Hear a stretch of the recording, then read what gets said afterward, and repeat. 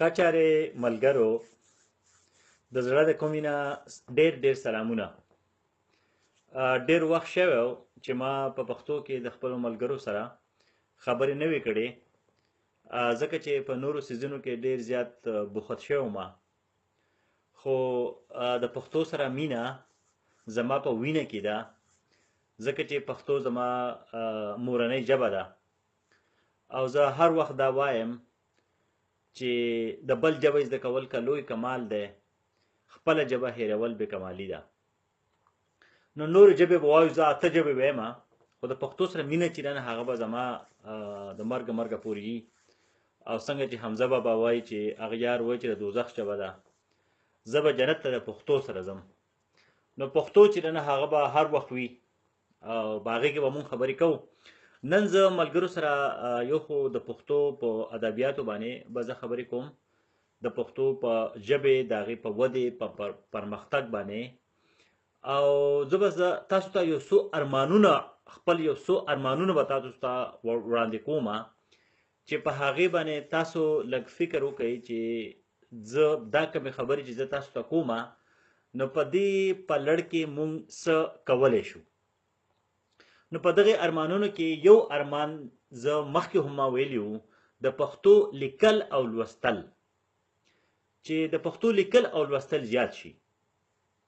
نو که موږ پښتو لیکو او لولو، نو دې سره به د پښتو د ژبې چې څومره لویوالی دی هغه به مخې ته راشي، او خلک به د دې پیاوړي شي چې هغه به په پښتو سره مینه نوره هم زیاته کړي. نو که تاسو کورونه دي او که دکانونه دي که اټۍ دي چې په هغې باندې تاسو په پښتو باندې لیکل وکئ. زه چې کله پښتونخوا ته لاړ شم، نو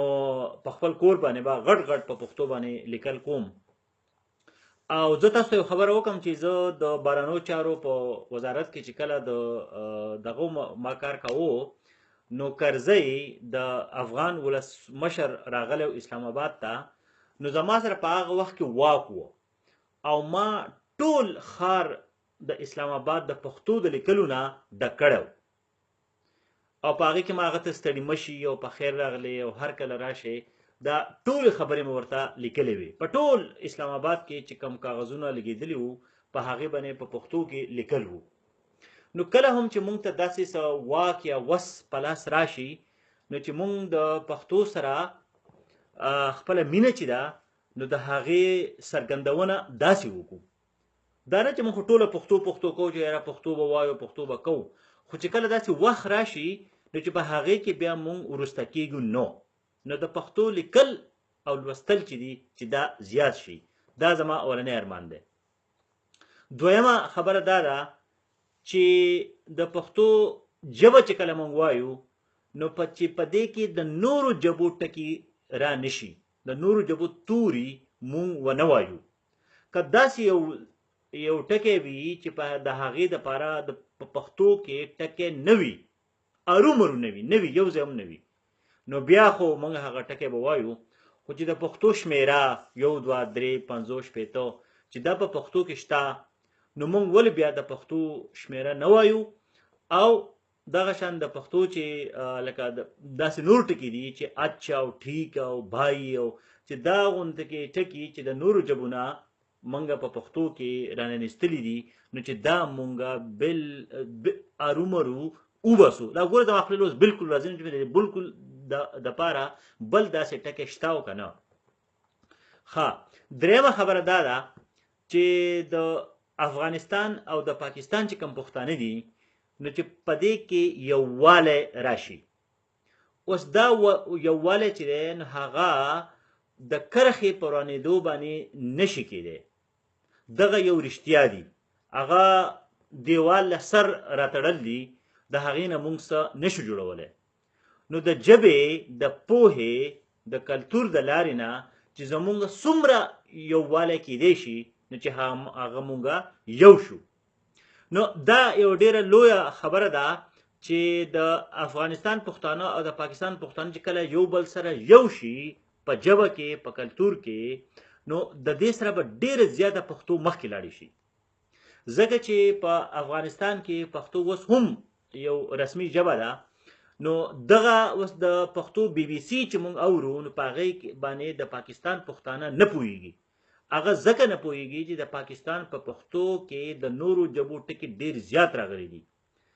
د افغانستان په پښتو کې هم د عربۍ او د فارسۍ ټکي راغلي دي،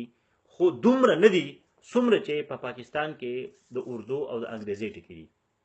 یو خبره خو دا ده. دویمه دا ده چې موږ د افغانستان په نړۍ کې 80 میلیونه پښتانه دي،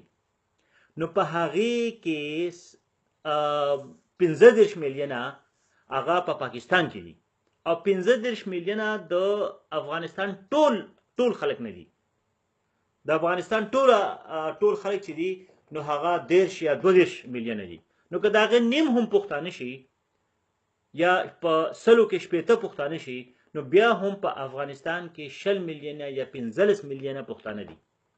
نو د پښتنو زیات شمیر هغه په پاکستان کې دی.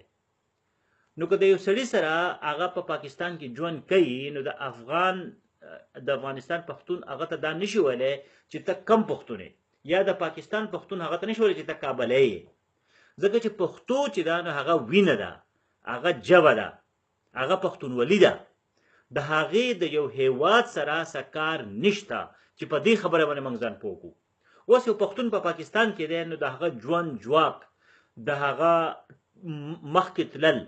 د هغه کارونه، هغه هر څه په پاکستان کې دي. نو موږ دا نشو ویلی چې هغه د پاکستان سره دښمني وکړي، یا موږ د پاکستان پښتون افغانستان پښتون ته دا وایو چې ته ازبک پرېږده، او ته تاجک پرېږده، او ته ترکمان پرېږده، او ته ما سره راشه. هغه هم نشي کېدی. نو چې په دې باندې موږ د پوهان خلک په دې باندې پوهیږي چې دا خبره اوس سر ته نشي رسېدی. نو چې نشي رسېدی، نو چې موږ څنګه چې په سویټزرلینډ کې جرمنیان، فرانسیان او ایټالیان یو ځای ژوند کوي، او هغه جرمن د سویټزرلینډ جرمن والا هغه د جرمني سره هم ښه اړیکې لري، نو ولې د افغانستان او د پاکستان پښتانه دي د یو بل سره ورورولي او خورولي او یو ځلوالی او مینه درناوی دی ولې نه کوي؟ دا سیاسي خبرې چې دي هغه په خپل ځای باندې دي، خو دغه کرښې چې نن هغه اوس نشي ورانېدی. نو چې نشي ورانېدی، نو په هغې د اړخه د هغې د کبله د مونږه نور اړیکې چې نن هغه نه ورانېدو ته نه بوځو. دا زما یو ارمان دی چې د افغانستان پښتانه او د پاکستان پښتانه هغه یو ځای شي، په مینه، په ژبه، په پوهه، په کلتور کې هغه یو بل سره یو ځای شي، هغه یو بل ګڼي، د یو بل نه کرکه نه کوي. اوس د پښتو چې کوم ادبیات دي په هغې باندې هم ډېر لکه کار کول پکار دي. په هغې کې لکه موږ دا ګورو چې امیر کروړ خو د پښتو اولنی شاعر و، خو د هغه نه وروسته بیا د بایزید انصاري د خیر البیان پورې چا کتاب نه دی لیکلی. اولنی کتاب چې هغه بایزید انصاري لیکلی دی، خیر البیان. نو هغه یو صوفي سړی و، او د هغې سره هغه یو ننګیالی توریالی هم و. او بیا مخزن الاسلام کم چې اخوند درویزه بابا د پیر بابا چې کوم د هغه سره چې کوم پوهانو د هغه سره هغه بیا ژوند چې نن هغه په هغه باندې هغه لیکل کړي دي، او د هغو په مخ کې د یو بل سره ډېرې خبرې داسې وې چې یو بل سره هغو لکه په هغه خبرو باندې د هغو د یو بل سره ډېر یو ځایوالی نه و. خو بیا هم د هغو په منځ کې کومې شخړې وې او کوم په د یو بل سره چې د هغو کومې خبرې وې، نو دغه خبرې هم د پښتو د پرمختګ دپاره ډېر مخکې راځي. ځکه چې بایزید انصاري د پښتو الف ب ت س هغه هم هغه په خپله باندې اورمړو، او د پښتو دپاره د روزنې او د پرمختګ په لار کې هغه ډېر څه کړي دي. نو چې موږ ټول بایزید انصاري پیر روښان چې ورته وایي چې هغه موږ وپېژنو او د هغه د ژوند نه ځان خبر کړو. دغه شان اخوند درویزه هم هغو په منځ کې چې یو بل څومره خبرې وې، خو د پښتو په لړ کې هغه دواړه زموږ مشران دي. دغه شانتې د هغه نه وروسته بیا چې نن هغه خوشحال خان خټک او رحمان بابا دا خلک راځي، بیا د خوشحال خان زامن چې دي هغه هم په پښتو باندې ډیر سکی او پښتو چې دا هغه د پښتو د قام مشر چې دی نو هغه خوشحال خان خټک دی او هغه دا ویلی دی چې زه به توره راواخلم چې افغان او پښتون چې دی نو هغه د یو بل نه بیل بل نشي کېدی نو پښتون چې دی نو هغه او افغان دا د یو خلکو دوه نمونه دي خو اوس افغانستان په خپلو کاغذونو کې هر کس چې هغه په افغانستان کې ژوند کوي نو هغه ته افغان وایي که هغه تاجک دی او که هغه ازبک دی او که هغه ترکمان دی نو هغه هم زمونږ انسانان رونه دي او هغو ته هم افغانان ویلی کېږي نو ځکه پښتون چې دی نو هغه وینه او نسل او د مور و پلار د نیکه نه چې کوم پښتون دی نو هغه بیا صرف د پښتون یا د پښتون ټکی چې دی نو هغه پاتې شوی دی هغه یو ځای اوس نشي کېدی په هغه وخت کې د خوشحال خان په وخت کې خو پښتون او افغان یو وو خو اوس پښتون او افغان د دې دوانو ټکو بیلې بیلې معنی دي او نسلی طور په نسلی توګه باندې هغه یوه معنی لري خو په سیاسي باندې د هغې معنی چې هغه بیلې دي چې په دې باندې موږ خپل سر خلاص کو نو رحمان بابا خو خوشحال خان هغه یو دومره پوهه سړی و لکه هغه وایي چې توره چې تیریږي خو ګزار لره که نه هر سړی پیدا دی خپل خپل کار زلفې چې توریږي سترګې چې توریږي خو خپل یار لره که نه زلفې چې توري داسې شعر دی شیخ محمود روجه کې زه به ډکې پیارې اخلم هر سړی پیدا دی خپل خپل کار لره که نه نو په دې باندې هغه څومره لویه پوهه موږ ته راکړې ده چې هر سړی پکاره چې هغه خپل خپل کار کوي مولا دې خپل کار کوي او نور خلک دې خپل کار کوي اجرا او جماعت چې هغه مه یوځای کوئ نو په دې کې څومره لوی سیاسي چې هغه سبب دی توره چې تیریږي خو ګزار لره که نه زلفې چې ولول شي خو خپل یار لره که نه هر سړی پیدا خپل خپل کار لره که نه دا د هغه موږ ته یو ډېره لویه پوهه ده اوس رحمان بابا د هغه په شاعرۍ کې څومره لوی جوړوالی دی کر د سیمې که چې کر د ګلو که چې سیمه دې ګلزار شي کر د ازغو مکه چې پښتو کې به دې خار شي کوه مکه نه د بل سړي په لار کې چې رستا به د کوهي په غاړه لار شي نو اوس په دې کې څومره لویه پوهه ده خو د دې شاعرانو نه مخکې هم پښتو چې هغه 15,000 کاله د ټپو لنډو د مصرو چاربیتو نیمکو کم چې داسې د پښتو د شاعرۍ توکي دي چې هغې د هغې شاعر مونږ ته نه دی مونږ د هغه نه خبر نه یو چې دا لیکلي چا دي خو هغه د پښتنو نه د سینې نه را روانې دي او ټولې نورو نسلونو ته چې هغه رسیدی شي لکه اوس وایي چې جدایي راغله لارې دوه شي مر مې قبول د جداوي نه قبله اومه نو په دې کې د اومه یا وینه کومه چې په اخر کې راځي اولنی 9 سیلابه او دویم چې هغه 11 سیلابه نو دې ته ټپه یا لنډۍ وایي او دا شان بیا چاربیت چې پای کې سلور چاربیت یا نیمکۍ یا سندره یا لوبه نو دا کم چې دی د دې نه دا لکه خلک دا وایي چې د پښتو چې هغه ولې په هغې کې لیکل نه دي شوي نو هغه ځکه نه دي شوي چې د پښتو وینا هغه ډېره زیاته مهمه وه چې یو سړی په خوله باندې خبره کوي نو دا ارڅه دي هغه د کاڼي کرښه ده نو د لیکلو چې دی په هغې وخت کې دومره خلکو لکه ضرورت نه و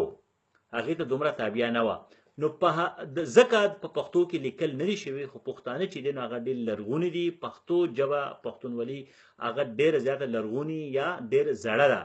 د هغې 15,000 کاله شوي دي نو کتابونه وروسته لیکلی شوي دي خو ټپې چې دی ځکه چې په ټپو کې داسې ټپې شته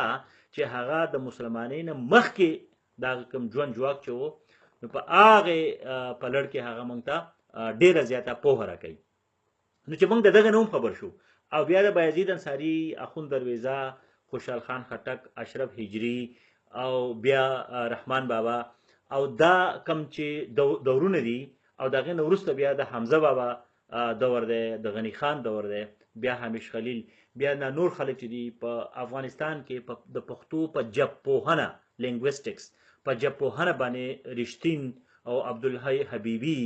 دا خلکو ډېر زیات کارونه کړي دي او ډېر ارواښات داسې دي چې هغه د پښتو نه ډېر زیات خبر دي نو په اوسني افغانستان کې د پښتو په ژبه باندې ډېر زیات کار شوی دی او کیږي او په پاکستان کې چې کوم پښتانه دي نو هغه شاعري هغه ډېر زیاته کړې ده خو په ژبه باندې په نثر باندې په لیکلو باندې ډېر کم ځکه چې دلته کې د پښتو لکه هلته خو یو سړی که طب وایي میډیکل او که انجینیرینګ وایي نو هغه هم په پښتو کې ویلی شي. نو ځکه د پښتو ژبه چې هغه به مخکې ځي. که ته یو دفتر ته ځې یو درخواست عریضه لیکې نو هغه به هم ته په پښتو کې لیکلی شي، په قندهار کې یا په جلال آباد کې یا په پکتیا کې یا په خوست کې.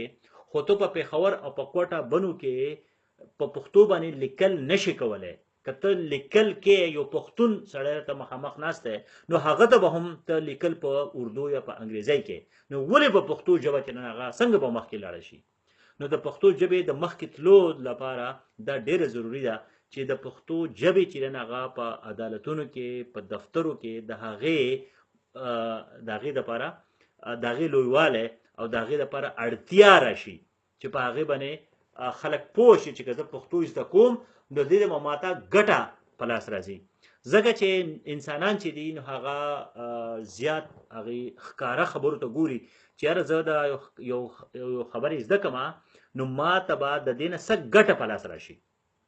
نو پښتو که موږ شاعري یا نظم یا چاربیت او ټپې یا مصري یا لنډۍ وایو نو په هغې نه خو موږ ته څه نه څه مزه یا خوند راځي په لاس باندې. خو د پښتو مطلب لیکل به زه ولیکم،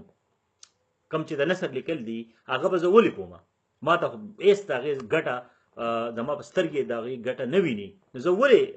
پښتو ژبه زده کړم؟ نو څومره چې د پښتانه دي 80 میلیونه پښتانه دي او په هغې کې 40 میلیونه هغه په پاکستان کې دي، نو دا خلک دی راشي چې هغه د پښتو ژبه چې ده هغه مخکې بوځي او د هغې د پرمختګ او د ودې لپاره چې څومره هغونه کیدی شي هغه وکړي. زه هم ستاسو ملګری یم چې یاره موږ په پښتو ژبه چې ده هغه به د نړۍ د نورو ژبو سره څنګه به هغه موږ یو شان کوو.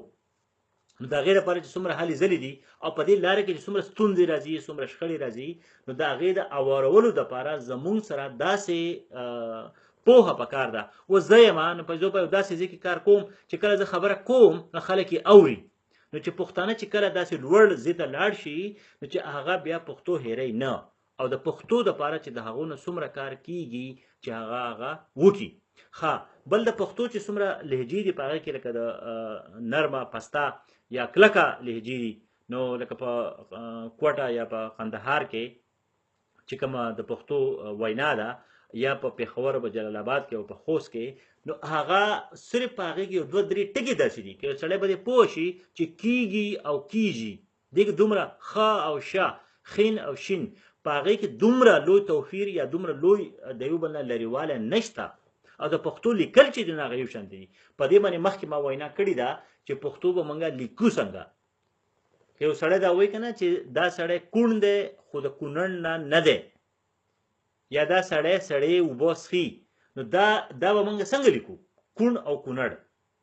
نه او نه یا ښه که موږ وایو چې دا کار ښه دی او دا خر دی نو خر به څنګه لیکو او ښه به څنګه لیکو؟ دا خر به موږ په یو ټکي ښې ځکه لیکو چې دا د پښتو ټکی نه دی، دا د فارسۍ نه راغلی دی پښتو ته. او ښه چې دی نو هغه د پښتو خپل ټکی دی نو ځکه دا به موږ د پښتو په خین باندې لیکو او ځکه به په دې لیکو چې په کوټه کې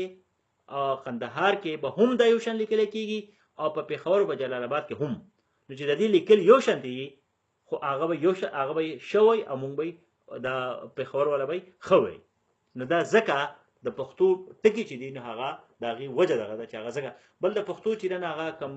یېګانې چې دي 4 یا 5 یېګانې نو هغه ځکه داسې دي چې په لکه جینۍ کراچۍ که نه کیږي نو دا ټولې چې نو دا اوازونه چې دي د هغې لپاره خپله یې پکار ده.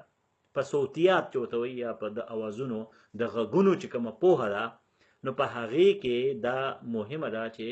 مونږ په دې باندې ځان پوه کړو چې د مونږ دا ټکي چې څنګه وایو نو چې دا سم ولیکلی شي. نو د سمو لیکلو دپاره مونږ ته داسې توري داسې حروف لیټرز داسې پکار دي چې هغه مونږ په هغې باندې ولیکو. نو خبرې ډېرې دي سر یو دی. بل د پښتو متلونه چې دي نو هغه ډېر زیات لکه وایي رښتیا چې راځي دروغو به کلی وران کړی که نه یا تماشبین چې هغه د نښې منځ ولي. دا د پښتو فلسفه ده، دا د پښتو جوړوالی دی. په دې کې په یو مطلب خبره کې په وړه خبره کې ډېره لویه زیاته پوهه پرته ده نو چې په هغې باندې موږ ځان پوهه کړو. او هر سړی چې هغه د پښتو چې فولکلوري ورته وایي لکه مصري لنډۍ ټپې او نیمکۍ لوبې چې د هغې نه هم دا زموږ نه مړه نشي که هغه زموږ ازمیښتونه دي امتحانونه دي هغه په ښوونځو کې او که هغه په سی اس اس پی سی اس پی ایم اس یا نور داسې ځایونه دي نو چې په هغې کې موږ په دې چې کله موږ مینه پیدا کړو نو بیا به د پښتو په ژبه باندې به موږ پوه شو نو ما دا زما پنځمه وینا ده په پښتو کې د دې نه مخکې ما څلور ویناګانې نورې هم کړي دي نو هغه تاسو د پښتو نعیم خان سره چې کوم ټولنه ده په هغې کې تاسو وګورئ نو تاسو به د پښتو په لیکلو باندې ما په بورډ باندې په هغې باندې لیکل کړي دي چې څنګه به موږ پښتو لیکو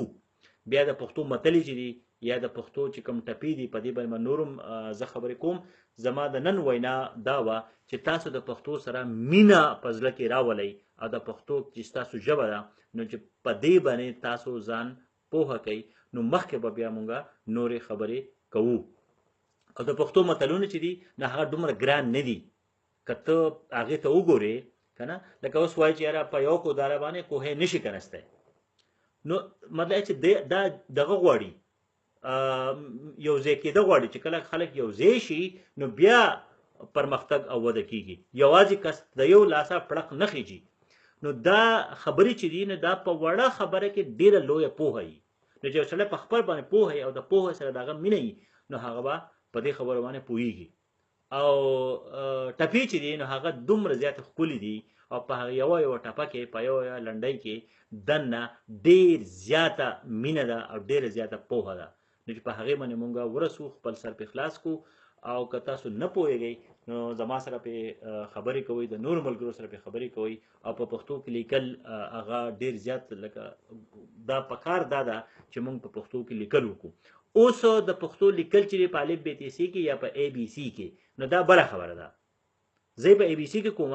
او ځکه چې مانه نه کېږي لکه زما سره دومره پوهه لا نشته خو که په ای بي سی کې هم کوو خو چې موږ په پښتو کې لیکل کوو او د پښتو چې کوم ټکي لیکو چې هغه د بلې ژبې ټکي نه وي او دا جي او سر او